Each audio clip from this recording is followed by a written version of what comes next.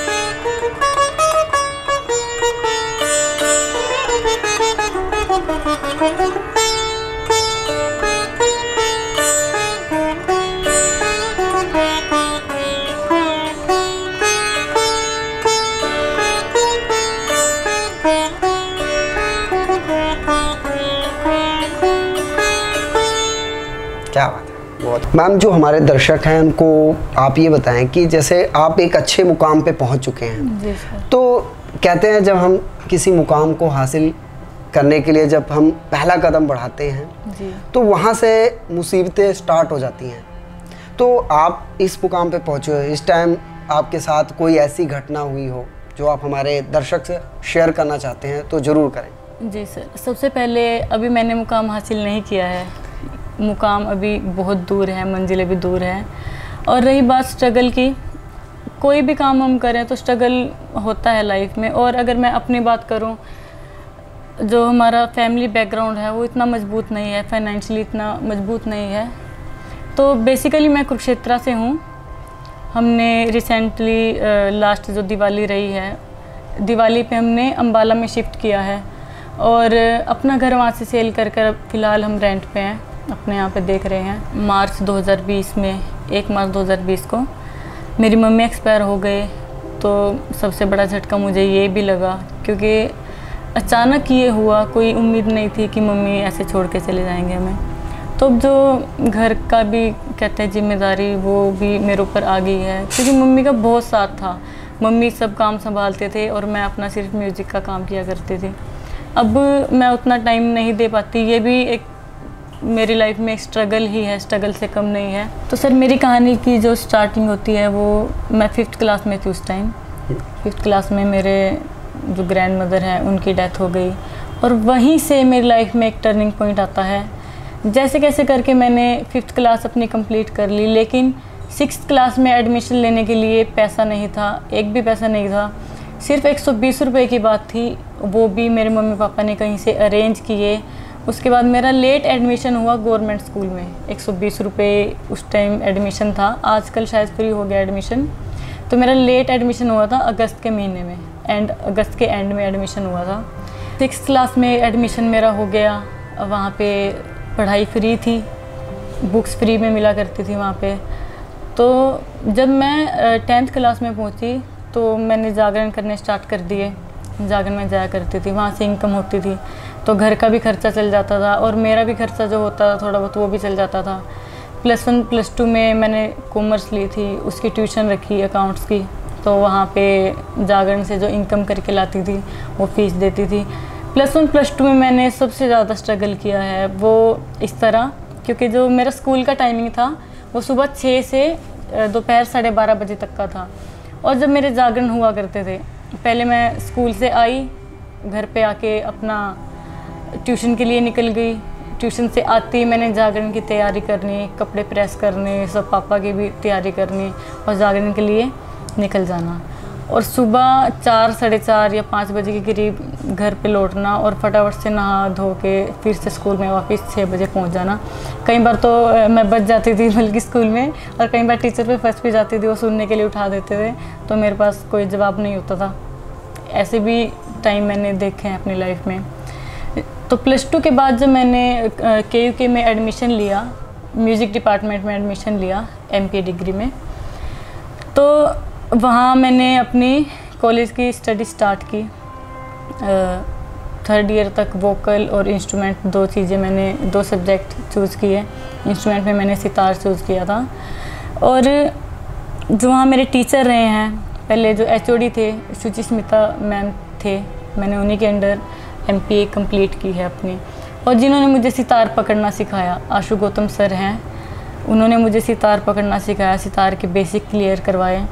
और सितार के एक टीचर थे पुरुषोत्तम सर, संजीव शर्मा सर हैं। और वोकल मैंने 3 साल तक किए हैं, वो हमारे टीचर रहे हैं शालू जोशी मैम, दीपक सर और सुशील सर रहे हैं। तो वहाँ से मैंने अपनी MPA कंप्लीट की। MPA कंप्लीट करने के बाद हम अम्बाला शिफ्ट हुए थे, तो मैंने वहाँ पे जॉब भी ज्वाइन कर ली थी स्कूल में, DAV स्कूल कुरुक्षेत्रा में। उसके बाद मैं विश्वास पब्लिक स्कूल शाहबाद में एज ए म्यूज़िक टीचर बच्चों को टीच करती हूँ। और मैंने एक छोटा सा होम स्टूडियो सेटअप, मैंने अपना घर पे छोटा सा होम स्टूडियो सेटअप लगाया है। और मैं फ़िलहाल काम सीख रही हूँ ट्विंकल सर से, उनसे मैं सिंगिंग क्लासेस भी सीखना भी स्टार्ट किया है, क्योंकि सीखने का जुनून मेरे में अब तक है और ये रहेगा। क्योंकि संगीत ऐसी चीज़ है, जितना हम सीखें उतना कम है। ये एक सागर है, संगीत एक सागर है, तो इसे सीखते रहना चाहिए, मुझे ऐसा लगता है। तो मैं अब तक भी सीख ही रही हूँ और सिखाती भी हूँ म्यूज़िक। तो मैम, जैसे अभी आपने बताया कि आप रात को जागरण में जी जाते थे और दिन में स्कूल। जी सर। बड़ा डिफ़िकल्ट वर्क है ये। और मैनेज कैसे करते थे, क्योंकि पास होना भी ज़रूरी है, ठीक है ना, +2 में। और क्या आपके दिमाग में जब आप जगराते कर रहे होते हो तो उस टाइम दिमाग में क्या चल रहा होता है? उस टाइम सर मैंने अपना जो मेरी मेंटालिटी है, मैंने ये बनाई हुई है कि जिस टाइम पे मैं जहाँ हूँ मेरा माइंड वहीं पे रहता है। क्योंकि अगर मैं यहाँ हूँ और मेरा माइंड कहीं और है, तो ना मैं ये काम सही से कर पाऊँगी, वो तो हो ही नहीं रहा क्योंकि हम हैं यहाँ पे। तो इसलिए जहाँ पे मैं हूँ मैं वहीं पे अपना माइंड का जो कंसंट्रेशन है जहाँ पे मैं हूँ वहीं पे अपना ध्यान रखती हूँ। और ये प्रॉब्लम आती है कई बार, नींद बहुत ज़्यादा आती थी जागरण के बाद। स्कूल जाती थी, कॉलेज जाया करती थी, तो बहुत नींद ने बहुत तंग किया। और मैं सोने की बड़ी शौकीन हूँ और मुझे सोना मिलता नहीं है, इतना सो नहीं पाती।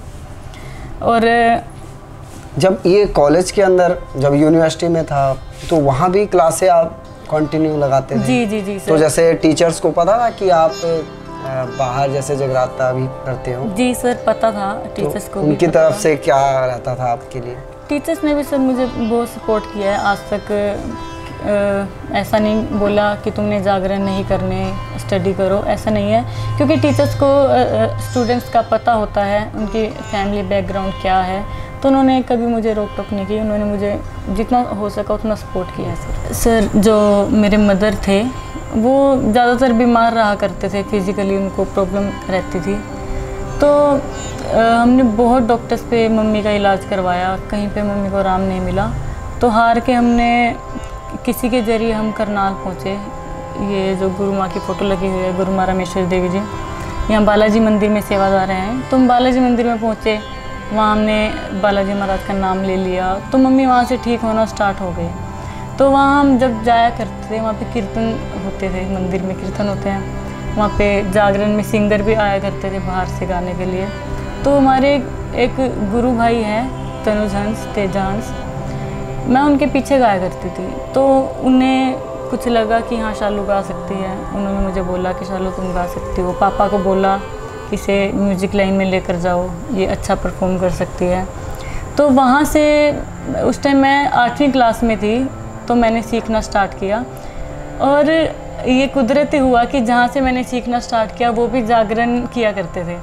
तो वहाँ से मुझे एक स्टेज भी मिल गई, वहाँ से मेरा जो जागरण का करियर है वो स्टार्ट हो गया। जागरण के आगे लिंक बनते गए और मैं अब तक जागरण भी कर रही हूँ, सीख भी रही हूँ जी।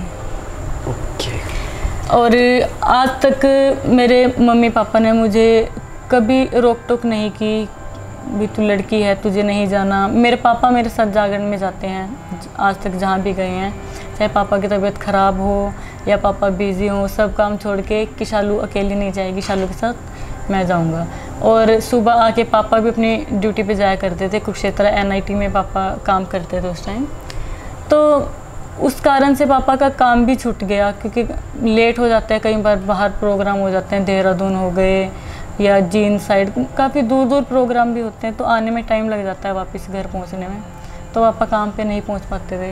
ये जैसे नवरात्र होते हैं, नवरात्रों में जागरण चलते रहते हैं, तो उस टाइम पे काफ़ी प्रॉब्लम होती है लाइफ में मैनेजमेंट करने की।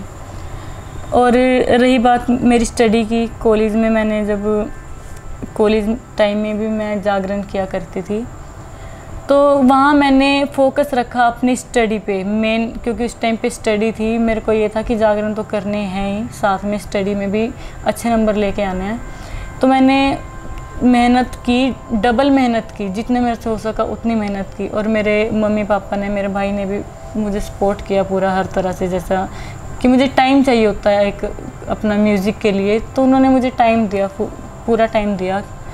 और उसका रिज़ल्ट ये निकला कि MPA में मुझे मेरिट लिस्ट में मेरा नाम है। उसका रिज़ल्ट ये निकला कि MPA में मेरिट लिस्ट में मेरा नाम आया और मुझे गोल्ड मेडल मिला वहाँ से जी। तो सर मैं वहाँ की टॉपर रही हूँ, और जैसा मैंने पहले बताया आपको, मैं 4 बार नेशनल भी विन कर चुकी हूँ जी सर। तो जब हम कोई भी काम कर रहे होते हैं, अपनी लाइफ में स्ट्रगल कर रहे होते हैं, हमें मिसगाइड करने वाले भी बहुत लोग मिलते हैं और साथ ही गाइड करने वाले भी बहुत लोग मिलते हैं। मुझे भी मिसगाइड करने वाले भी मिले, लेकिन मैंने उनको इग्नोर करते हुए मेरे पापा मम्मी ने भी साथ दिया कि नहीं वो तो ऐसे बोल रहे हैं, तूने जो करना है तू कर, जो सही है सोच समझ के हर कदम उठाया।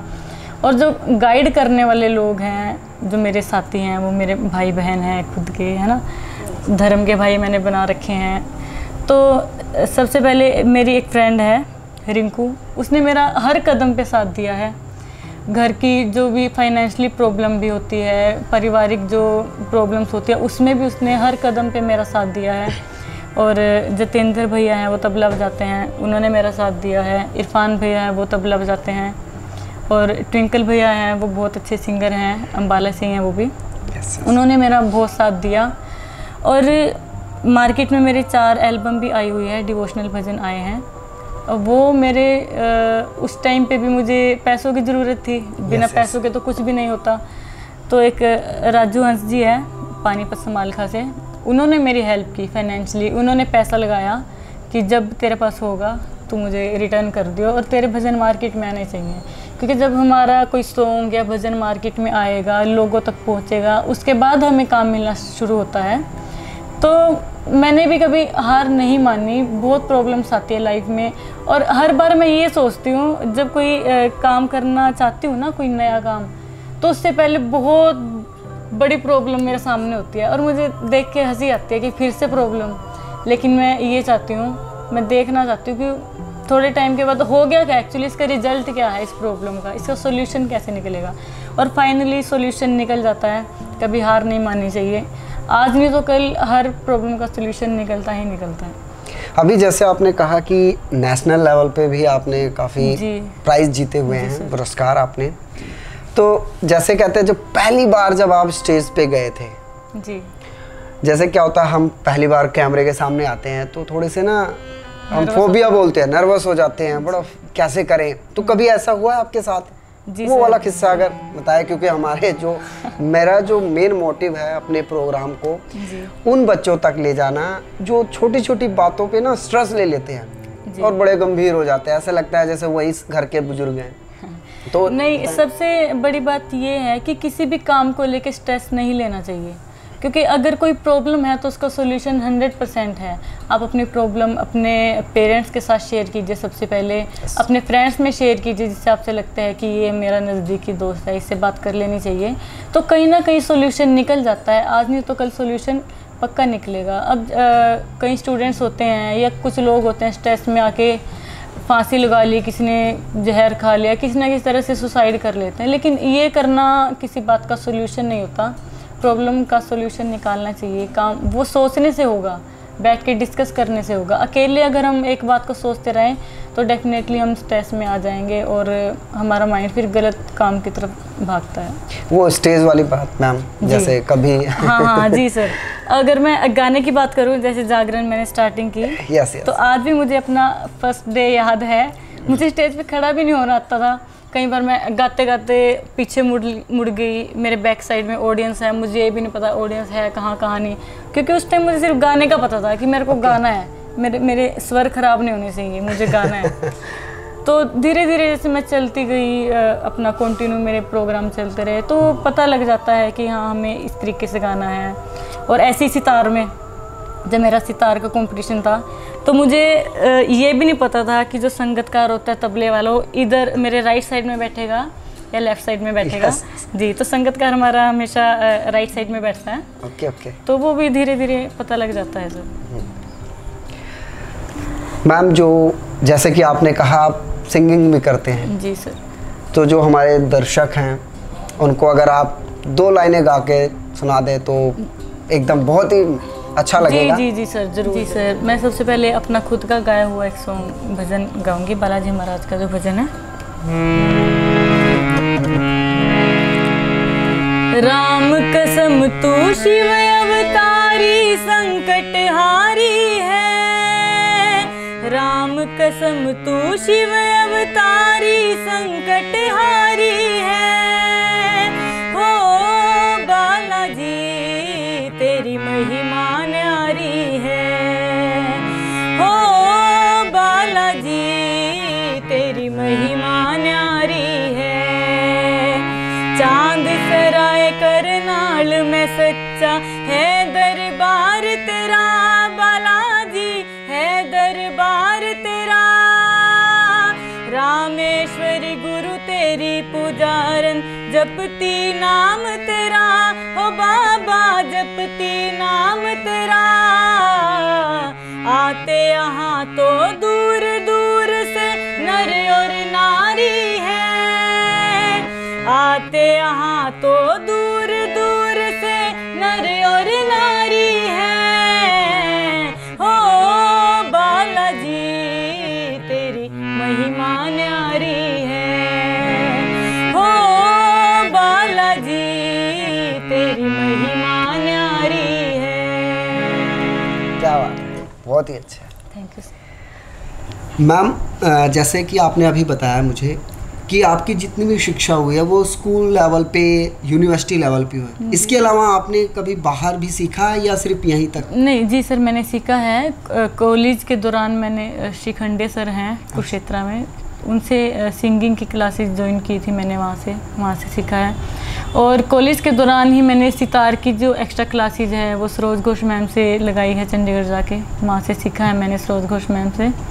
और करंटली अभी मैं ट्विंकल सर हैं, ट्विंकल भैया हैं, उनसे सीख रही हूँ। जी, तो मैंने अभी ज़्यादा दिन नहीं हुए ट्विंकल भैया से सीखना स्टार्ट किया है। जी। तो मैम एक क्वेश्चन मैं करना चाहता हूँ कि जैसे कहते हैं ना कि संगीत में भी अलग अलग होता है, कोई जैसे बॉलीवुड गा रहा है, कोई गज़ल गा रहा है, कोई ऐसा, तो कोई क्लासिकल। आपका कुछ स्पेशल एक में पकड़ अच्छी हो जी ऐसा कुछ सर है? मेरे को जो ज़्यादा मुझे जो टच करता है मेरे हार्ट टचिंग जो मुझे लगता है वो सूफी सॉन्ग्स मुझे ज़्यादा पसंद है सुनने, सूफी सॉन्ग्स और बॉलीवुड सॉन्ग्स। अभी सूफी सॉन्ग तो आपने अगर 2 लाइनें अगर गुनगुना दें। जी सर। हुण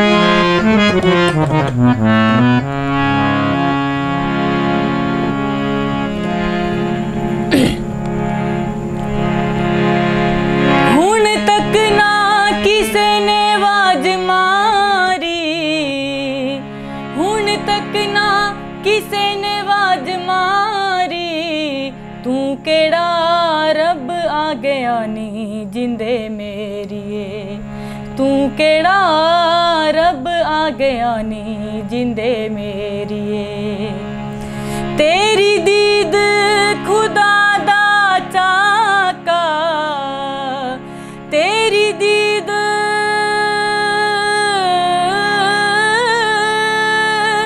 तेरी दीद खुदा दा चाका, की लेना मंदिरां तो नी जिंदे मेरिए, की लेना मंदिरां तो नी जिंदे मेरिए, जिंदे मेरिए, जिंदे मेरिए, जिंदे मेरिए, हो जिंदे मेरिए। क्या बात है वो। मैं अपने जो ऑडियंस है मैं उनसे कुछ कहना चाहता हूँ। जो हमारे जो ये एपिसोड जो चल रहा है इसके प्रोड्यूसर हैं गुरसेवक जी हैं और एक हमारे धर्मपत्नी नेहा जी हैं। मैं उनसे भी सिफारिश करूँगा कि आपका कोई भी ऑडियो सॉन्ग अगर होगा तो मैं उसको शूट करूँगा और अपने चैनल से लॉन्च करूँगा। ये मेरे तरफ से है। जी sir, thank you sir, thank you. और अभी मैंने सुना है कि आपका कोई कवर सॉन्ग भी आ रहा है। जी सर, एक मेरा कवर सॉन्ग आ रहा है जल्दी ही मार्केट में। उसकी 2 लाइनें अगर। हाँ, रब मेहर करूँ सब ते, तो मैं उसकी 2 लाइन्स गाऊंगी।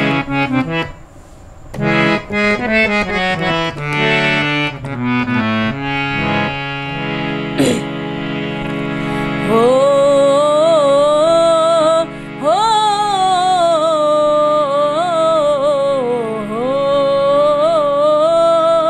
हो